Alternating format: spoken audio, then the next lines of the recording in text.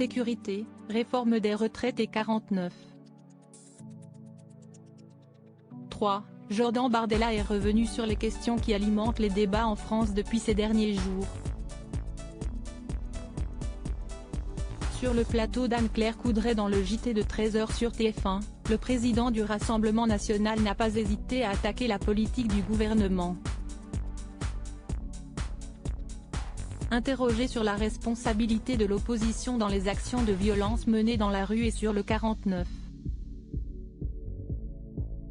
3. Jordan Bardella a mis en cause le fait qu'Emmanuel Macron a perdu la bataille de l'opinion sur la réforme des retraites, d'où l'imposition du texte de loi. Il a décidé de passer en force à l'Assemblée nationale, contre le peuple français, et d'imposer à l'ensemble du pays, y compris aux syndicats, une réforme que les Français ne veulent pas, a déclaré Jordan Bardella.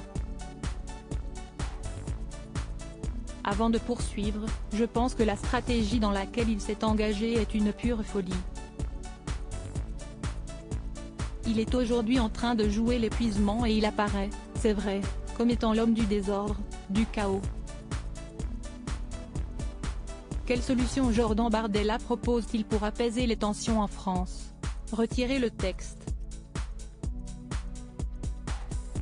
Rendez-vous compte que le président de la République a choisi, dans un pays qui compte 25% au début de l'année 2023, l'INSEE anticipe une inflation à 7%, note de la rédaction, d'inflation des carburants à 2 €, des inquiétudes toujours plus fortes pour le lendemain, de prendre 2 ans de vie personnelle aux Français.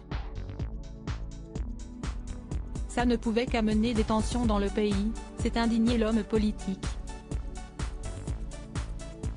Un 49,3 pour la 100e fois. Pour rappel, c'est la 11e fois que le gouvernement d'Elisabeth Borne opte pour un passage en force législatif. Cependant, la première ministre n'a pas été la seule à se servir de l'article qui engage la responsabilité du gouvernement sur un projet de réforme. Il s'agissait de la 100e utilisation par un gouvernement du 49. Depuis que la 5e République existe. Après avoir vu sa motion de censure rejetée le 20 mars dernier, le texte sur la réforme des retraites est désormais entre les mains du Conseil constitutionnel. Il s'agit du dernier espoir pour les opposants de voir le projet rejeté. Pour l'heure, les sages, surnom donné aux membres du Conseil, ont jusqu'à fin avril pour se prononcer. D'un autre côté, le ministre du Travail Olivier Dussopt s'est félicité du recours au 49. 3. Dans une interview accordée au magazine Têtu ce vendredi 24 mars, la situation politique était compliquée, et nous avons atteint notre objectif, une réforme qui permet le retour à l'équilibre et améliore le système, a-t-il affirmé, mettant en avant la victoire de l'exécutif.